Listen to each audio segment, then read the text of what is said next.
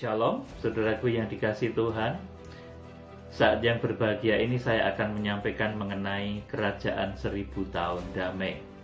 Saudaraku, tetapi sebelumnya saya ingatkan bahwa kerajaan 1000 tahun damai ini terjadi setelah Tuhan Yesus datang. Dan apa yang dikerjakan ketika Tuhan Yesus Kristus datang itu, saudaraku, adalah bahwa yang mati di dalam kebenaran sejak Adam hingga akhir zaman dibangkitkan dalam tubuh kebangkitan.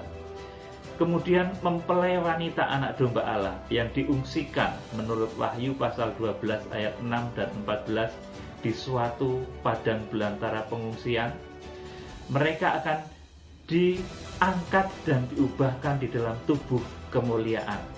Saudaraku, ini menurut 1 Tesalonika 4 ayat 15-17, juga menurut 1 Korintus 15 ayat 50-55. Saudaraku, jadi kerajaan 1000 tahun damai ini sudah sangat jelas. Ini adalah kerajaan tubuh kebangkitan. Saudaraku, jadi kerajaan 1000 tahun damai adalah kerajaan tubuh kebangkitan. Kita akan baca. Lalu aku melihat seorang malaikat turun dari surga, memegang anak kunci jurang maut dan suatu rantai besar di tangannya. Ia menangkap naga, si ular tua itu, yaitu iblis dan Satan, dan ia mengikatnya 1000 tahun lamanya. Lalu melemparkannya ke dalam jurang maut dan menutup jurang maut itu dan memeteraikannya di atasnya, supaya ia jangan lagi menyesatkan bangsa-bangsa sebelum berakhir masa 1000 tahun itu. Kemudian daripada itu ia akan dilepaskan untuk sedikit waktu lamanya. Jadi kerajaan 1000 tahun damai itu adalah kerajaan Tuhan Yesus bersama orang-orang kudusnya. Orang-orang kudusnya itu siapa, saudaraku? Yaitu orang-orang yang mati di dalam kebenaran sejak Adam hingga akhir zaman, yang dibangkitkan.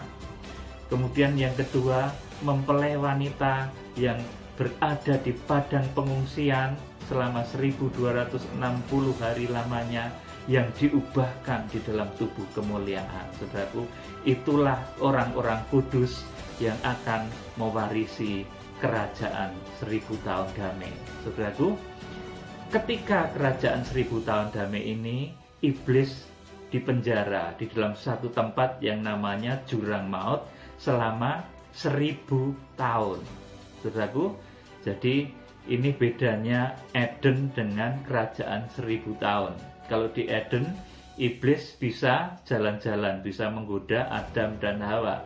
Akan tetapi di kerajaan 1000 tahun damai ini, iblis sudah betul-betul dipenjara di suatu tempat yang namanya jurang maut selama 1000 tahun. Saudaraku, jadi kerajaan 1000 tahun damai ini jelas adalah kerajaan bagi tubuh kebangkitan. Saya akan melanjutkan ayat 4. Siapa mereka yang ada di dalam kerajaan 1000 tahun damai ini diantaranya, saudaraku? Ini saya baca ayat 4. Lalu aku melihat tahta-tahta dan orang-orang yang duduk di atasnya, kepada mereka diserahkan kuasa untuk menghakimi. Aku juga melihat jiwa-jiwa mereka yang telah dipenggal kepalanya karena kesaksian tentang Yesus dan karena firman Allah, yang tidak menyembah binatang itu dan patungnya, dan yang tidak juga menerima tandanya pada dahi dan tangan mereka.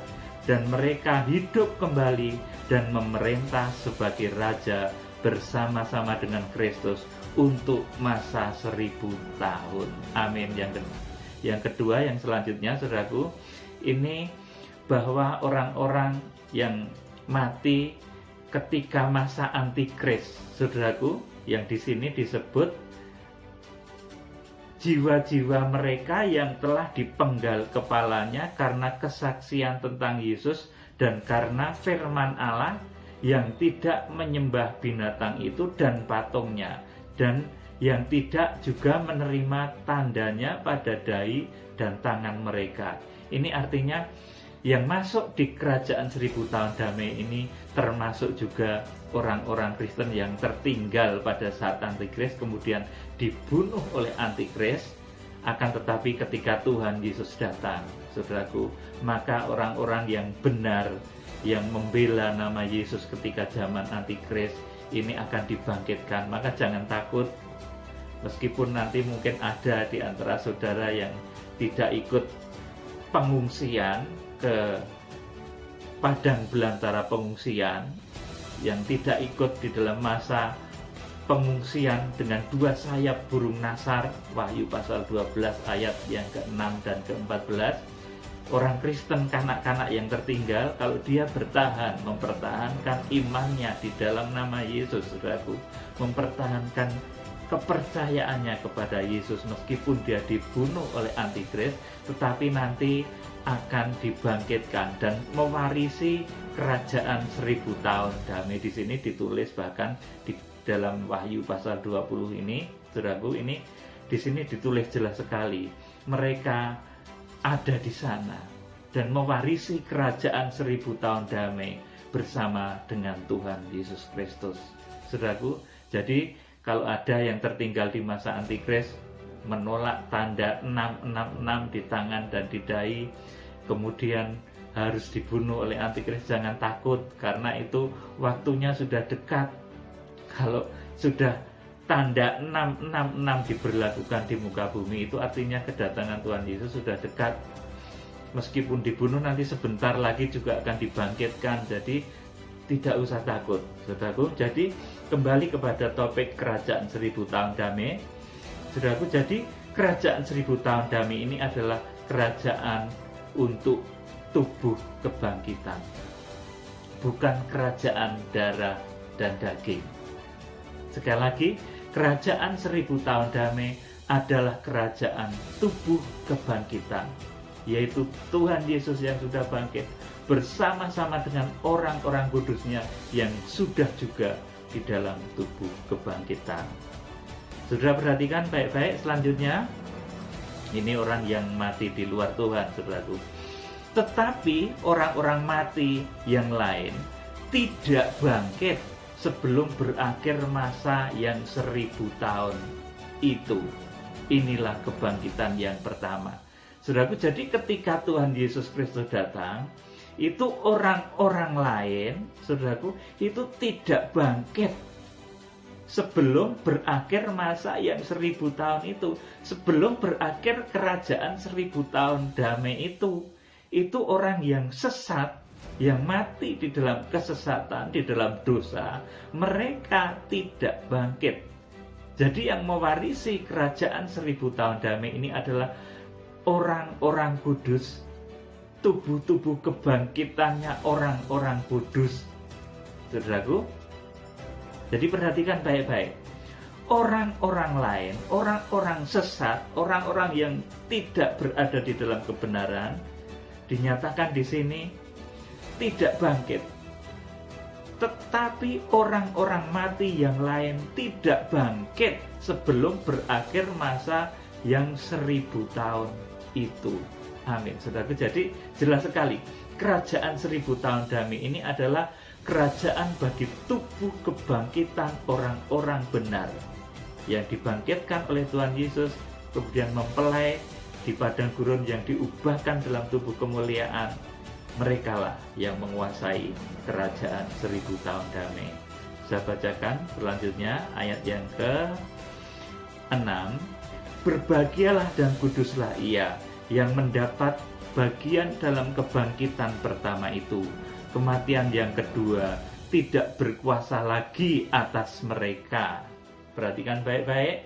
Jadi di kerajaan 1000 tahun damai, kematian sudah tidak berkuasa lagi. Artinya orang yang menguasai kerajaan 1000 tahun damai, yang mewarisi kerajaan 1000 tahun damai, itu sudah tidak mati lagi, saudaraku. Jadi kalau ada yang mengkisahkan di sana, kalau ada yang mati 100 tahun itu masih dikatakan kena kutuk dan lain sebagainya, itu nubuatannya dulu merupakan bayang-bayang saja, tetapi kegenapannya ditulis jelas dalam kitab Wahyu, saudaraku, bahwa berbahagialah dan kuduslah ia yang mendapat bagian dalam kebangkitan pertama itu. Kematian yang kedua tidak berkuasa lagi atas mereka. Jadi karena memang kerajaan 1000 tahun damai ini adalah kerajaan tubuh kebangkitan, yaitu kebangkitan orang-orang kudus bersama Tuhan Yesus, maka saudaraku, tidak ada kematian lagi bagi orang yang sudah menguasai kerajaan 1000 tahun damai itu.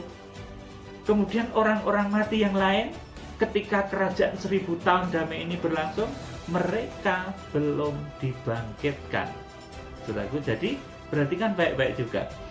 Ketika kerajaan 1000 tahun damai, waktu Tuhan datang, kemudian menguasai kerajaan 1000 tahun damai, orang-orang sesat, orang-orang yang tidak benar, mereka belum dibangkitkan. Jadi kerajaan 1000 tahun damai ini adalah hadiah spesial khusus untuk orang-orang kudus, untuk orang-orang benar, tubuh kebangkitan bagi orang-orang benar dari awal zaman hingga Tuhan Yesus Kristus datang.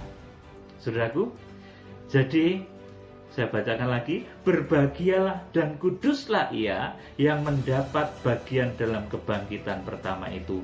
Kematian yang kedua tidak berkuasa lagi atas mereka, tetapi mereka akan menjadi imam-imam Allah dan Kristus, dan mereka akan memerintah sebagai raja bersama-sama dengan Dia 1000 tahun lamanya. Amin. Saudaraku, jadi kerajaan 1000 tahun damai ini adalah kerajaan untuk tubuh kebangkitan orang-orang kudus bersama Tuhan Yesus. Orang-orang mati yang lain belum bangkit. Orang-orang mati yang lain bangkitnya setelah selesai masa yang 1000 tahun itu. Lalu kapan, saudaraku, kebangkitan bagi orang-orang yang sesat, saudaraku? Di sini ada satu rahasia besar. Ternyata kebangkitan dari roh arwah orang-orang yang tersesat itu bersamaan dengan dilepasnya iblis dari jurang maut setelah usai masa yang 1000 tahun damai itu.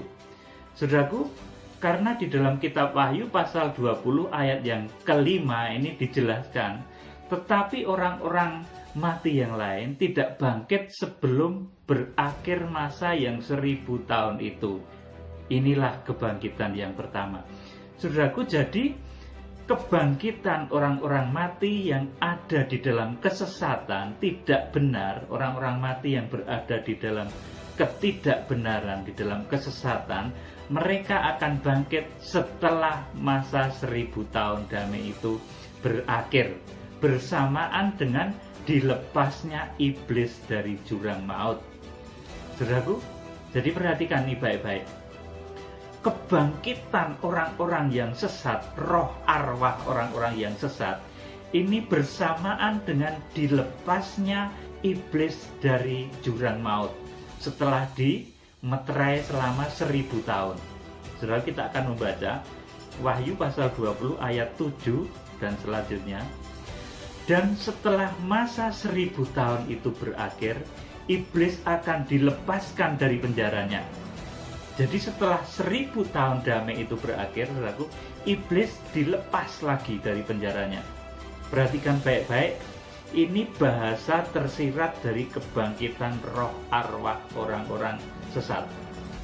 Wahyu pasal 20 ayat 8. Dan ia akan pergi menyesatkan bangsa-bangsa pada keempat penjuru bumi, yaitu Gog dan Magog, dan mengumpulkan mereka untuk berperang, dan jumlah mereka sama dengan banyaknya pasir di laut.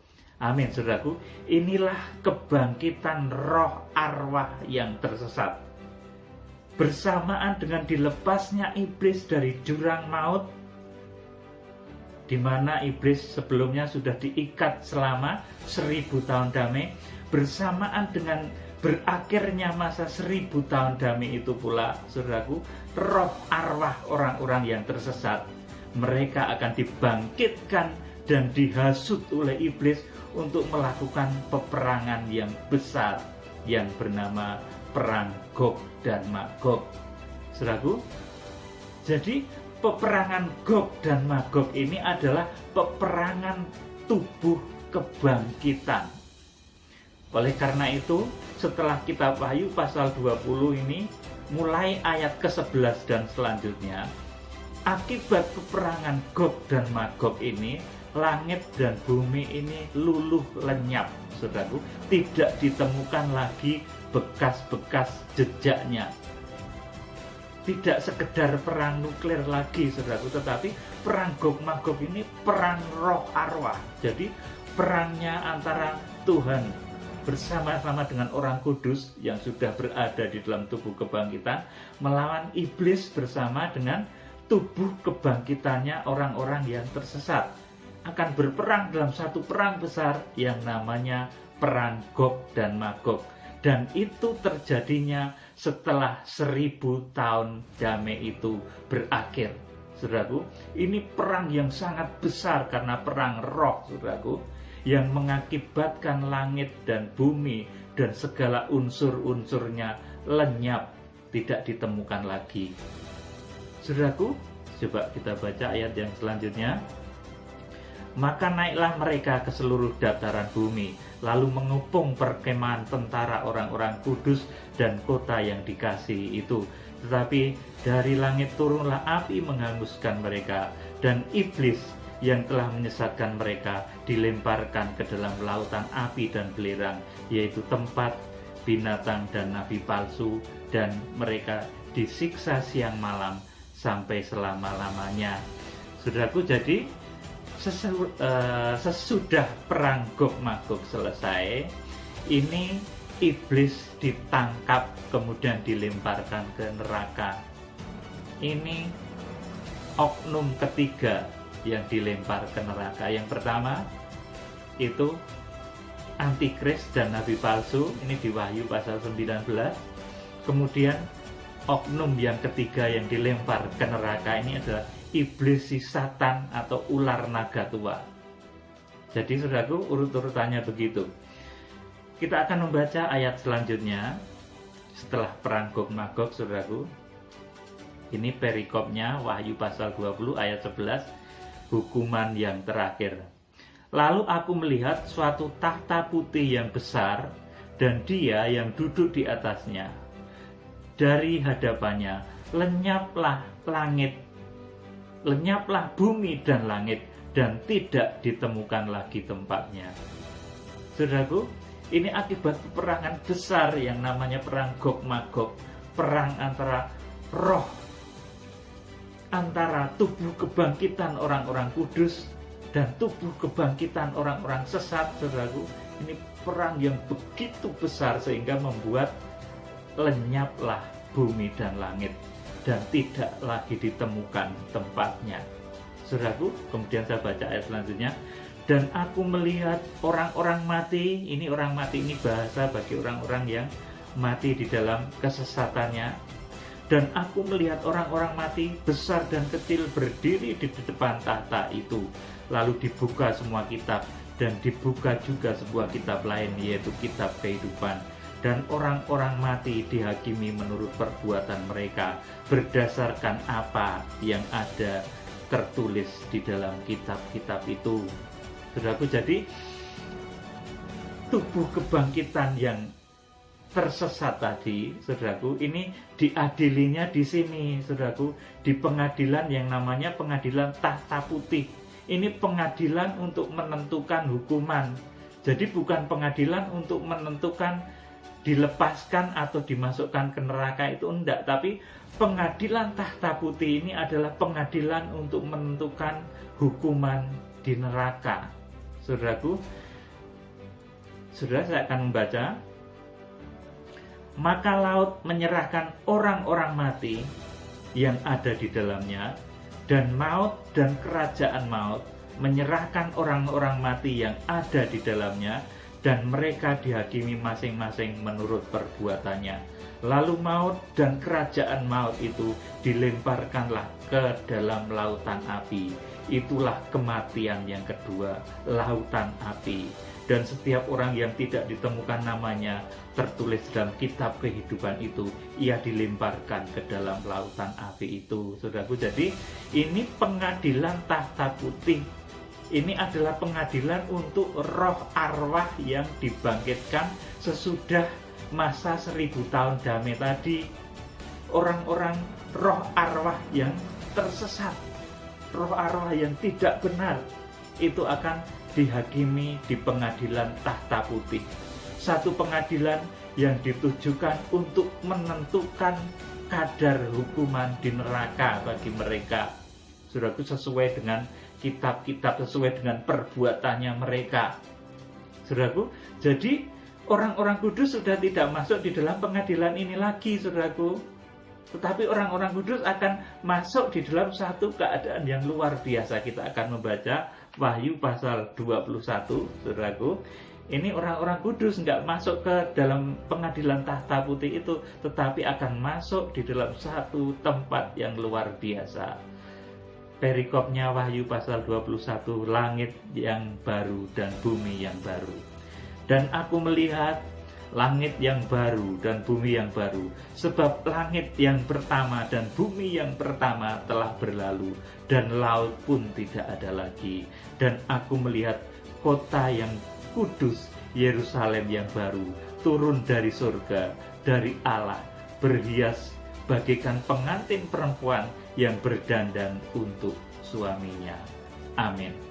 Saudaraku, jadi orang-orang kudus, orang-orang yang tadi sudah dibangkitkan oleh Tuhan Yesus ketika Tuhan datang, orang-orang yang sudah mewarisi kerajaan 1000 tahun damai, tubuh-tubuh kebangkitan yang sudah menguasai kerajaan 1000 tahun damai, tidak akan masuk di pengadilan aras putih. Jadi demikian, saudaraku, bahwa intinya adalah kerajaan 1000 tahun damai itu adalah kerajaan untuk tubuh kebangkitan. Kemudian yang selanjutnya, bahwa pengadilan tahta putih itu adalah pengadilan untuk orang-orang yang tersesat, untuk orang-orang yang bangkit di dalam kebangkitan yang kedua, bersamaan dengan dilepasnya iblis dari jurang maut. Kemudian orang-orang kudus tidak akan masuk di pengadilan tahta putih ini, tetapi akan langsung masuk ke satu tempat yang luar biasa yang namanya Yerusalem baru. Kiranya Tuhan memberkati dalam nama Tuhan Yesus Kristus. Haleluya. Amin.